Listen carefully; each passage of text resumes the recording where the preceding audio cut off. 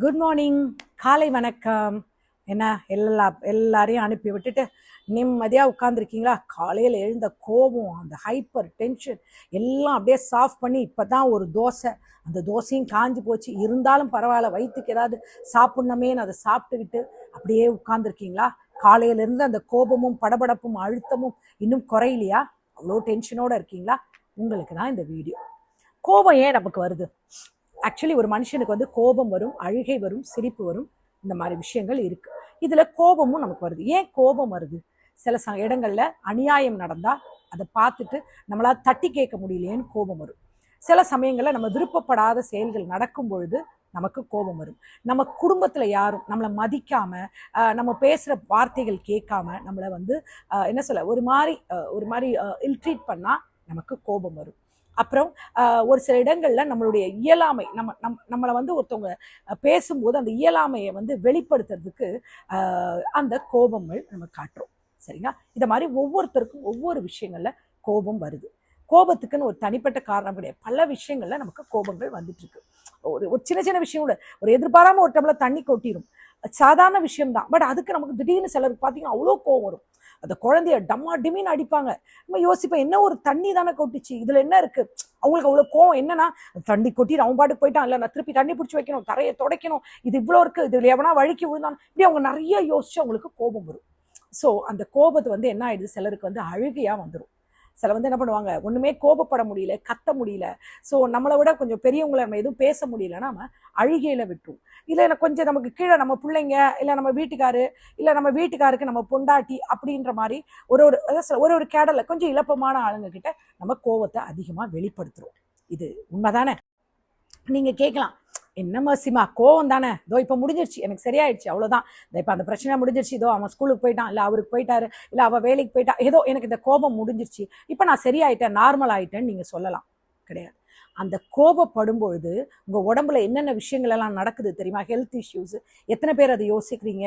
மன அழுத்தம் வருது, இரத்த அழுத்தம் வருது, நம்ம கோபத்தால் டைஜஷன் ப்ராப்ளம் வருது, அப்புறம் என்ன சொல்ல மாதிரி பால்பிட்டேஷன், அதாவது என்ன சொல்லுவாங்க, படபடப்பு வருது. அப்புறம் வந்துட்டு என்னன்னா, சிலருக்கு வந்து மயக்கம் வரும், தலை சுத்தல், இந்த மாதிரி பல விஷயங்கள் இந்த கோபத்தால் வரும். இன்னும் பார்த்தா பிளட் ப்ரெஷர் வந்துடும், பிபி வந்துடும் சிலருக்கு. ஸோ இது எல்லாமே நீங்கள் அதுக்கப்புறம் நார்மல் ஆயிடலாம். ஆனால் அந்த கோபத்தில் சிலருக்கு பார்த்தீங்கன்னா மாரடைப்புகளோட வரலாம். ஏன்னா அந்த கோபத்தோட அந்த அழுத்தம் நம்ம அப்படியே அடக்கிட்டு உட்கார்ந்து இந்த கோபத்தில் இவனை அப்படின்றோம் இல்லையா, அதனால இத்தனை உடல் சோர்வுகள் நமக்கு வர்றதுக்கு வாய்ப்பு இருக்கு. ஆனால் நம்ம சொல்லுவோம், அந்த நிமிஷம் வந்துச்சுப்பா, அப்புறம் ஒரு 10 நிமிஷம் இருந்ததுப்பா கோவம், அப்புறம் 15வது நிமிஷம் நான் நார்மல் ஆகிட்டுப்பான. அந்த 10 நிமிஷத்துக்குள்ள உங்க உடம்புல இத்தனை விஷயங்கள் வரும். சிலருக்கு தலைவலிக்கும். காலையில பிள்ளைங்களையும் அவரையும் ஆஃபீஸ்க்கு அனுப்பும் போது ஏற்பட்ட தலைவலி என்னன்னா அந்த கோவம். கோவத்தை நம்ம வெளிப்படுத்த முடியாம அழுத்தமா வச்சு வச்சு வச்சு தலைவலி. எத்தனை மாத்திரை போட்டாலும், என்ன போட்டாலும், காஃபி குடிச்சாலும் தலைவலி போகாது. ஒரு நாள் ஃபுல்லும் சிலருக்கு இருக்கும். இதெல்லாம் அந்த கோபத்தால் ஏற்படுற விஷயங்கள். எல்லாரும் என்ன சொல்லுவாங்கன்னா, நம்ம ரொம்ப கோபமாக பேசும்பொழுது, இவ்வளோ திமிரு பத்தியா, எவ்வளோ கோபமாக பேசுகிறா, ஒரு மரியாதை இல்லாமல் எப்படி பேசுகிறா பாரு அப்படின்னு நம்மளை வந்து பேசுவாங்க. அதுக்கு காரணம் என்னன்னா, அந்த கோபம் வந்து ஆக்சுவலி திமிரு, அகங்காரம் அதெல்லாம் கிடையாது. நம்மளுடைய வேதனையோட வெளிப்பாடு தான் அந்த கோபம். கோபத்தை நம்ம காட்டுறோம். இந்த கோபத்தை நம்ம அன்பாலே சரி பண்ணலாம் தெரியுமா? இப்போ உங்களுக்கு எடுத்துக்காட்டுக்கு உங்கள் கணவர் மேலே உங்களுக்கு கோபம்னு வச்சுக்கோங்க.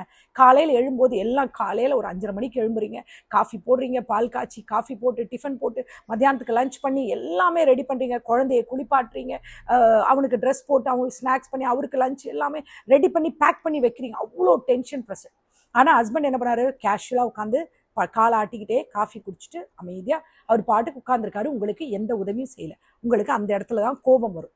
அப்போ நீங்கள் என்ன பண்ணலாம், கணவரை கூப்பிட்டு, நீ ரொம்பலாம் உதவி செய்ய வேண்டாம், தம்பி ரெடி ஆகிறான் இல்லையா, அந்த குழந்தை ரெடி ஆகிறான்ல, அவனுக்கு ட்ரெஸ் போட்டு விடு, அவனை குளிப்பாட்டி விட்டேன்னா தொடச்சி விடுங்க, அவனுக்கு என்ன பண்ணணுமோ பண்ணுங்க, ஒரு பிரேக்ஃபாஸ்ட் வச்சுன்னா அவனுக்கு ஊட்டி விடுங்க, நான் சமைச்சிட்டு இருக்கேன்ல நீங்கள் அதை செய்யுங்க, என்னால் எப்படி செய்ய முடியுன்றதை அன்பாக சொல்லுங்க. உங்களுடைய ஆதங்கத்தை கோபத்தில் வெளிப்படுத்தாமல் அன்பாக வெளிப்படுத்தி பாருங்க.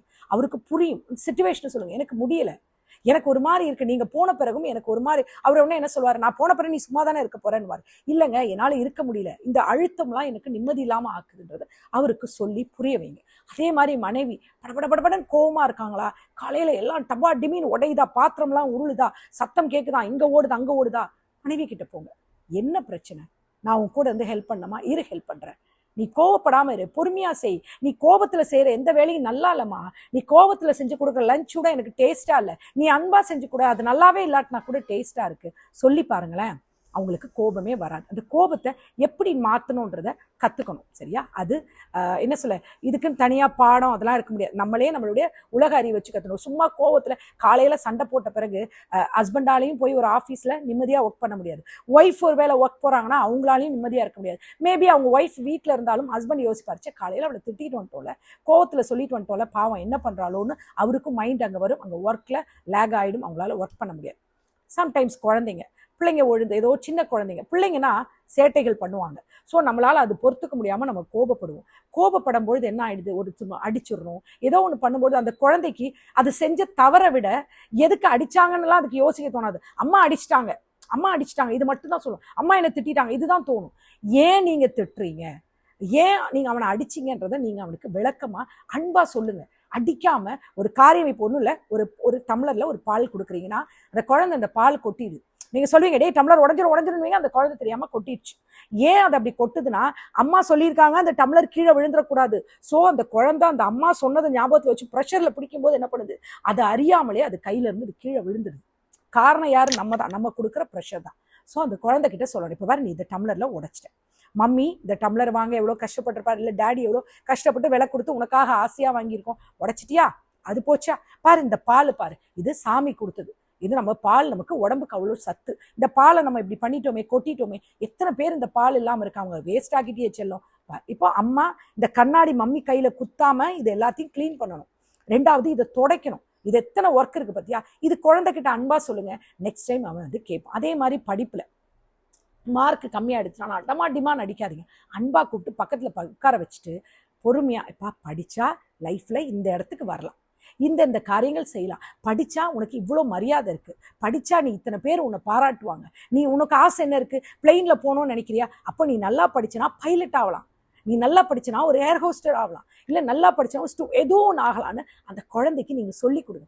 டாக்டர்கிட்ட போறியா, நீ நல்லா படிச்சனா நீ ஒரு டாக்டர் ஆகலாம். இப்படி பல விஷயங்கள் அந்த குழந்தைக்கு அன்பா சொல்லுங்க. இன்னைக்கு ஒரு சப்ஜெக்ட்ல வீக்கா இருக்கியாமா, ஏன்டா வீக்கா இருக்கு, ஏன் புரியல உனக்கு, அதை பொறுமையா கேளுங்க. முதல்ல நீங்க உங்களுடைய கோபத்தை எல்லாம் தூக்கி தூர வச்சுட்டு அன்பா கேளுங்க, அன்பா பேசுங்க. உங்களுடைய கோபத்தை வந்து வெளிப்படுத்தி அராஜகமா தான் நம்ம அந்த வீட்டுல நம்ம யாரு, இல்ல ஒரு ஆபீஸ்ல நம்ம கோபத்தை காமிச்சுதான் நான் பெரிய ஆளுன்னு நிரூபிக்க வேணாம்.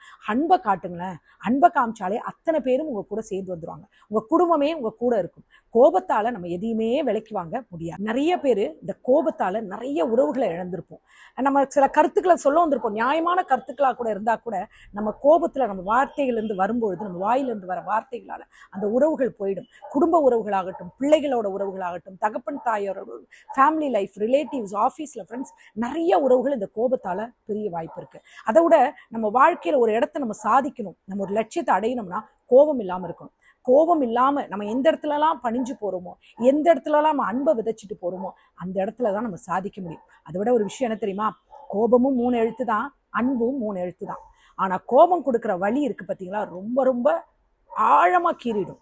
ஆனா அந்த அன்பு நீங்க காட்டினீங்கன்னு வச்சுக்கோங்க, எவ்வளவு பெரிய வழியையும் அந்த அன்பு மூடிடும்.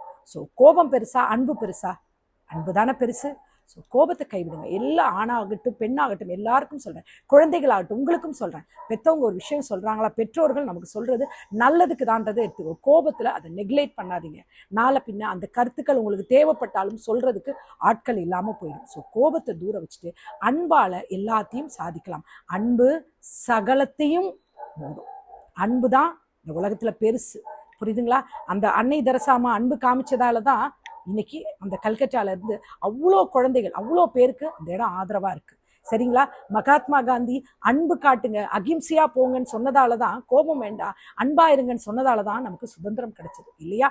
அதை ஞாபகத்தில் வச்சுக்கோங்க எல்லாரும். அன்பு தான் எல்லாத்தோட பெருசு. நான் சொல்ல கரெக்ட் தானே? ஸோ இன்னையிலேருந்து என்ன கோபம் வந்தாலும் சரி, ஒரு ஸ்மைலா சொல்லி பாருங்க, சூப்பரா முடிஞ்சிடும். இந்த நாள் உங்களுக்கு இனிய நாளா இருக்கணும்னு நான் கடவுளை வேண்டிக்கிறேன். எல்லாரும் சந்தோஷமா இருங்க. இன்னைக்கு 4 மணி லைவ்ல நம்ம மறுபடியும் சந்திக்கலாம். Take care, bye bye, love you all.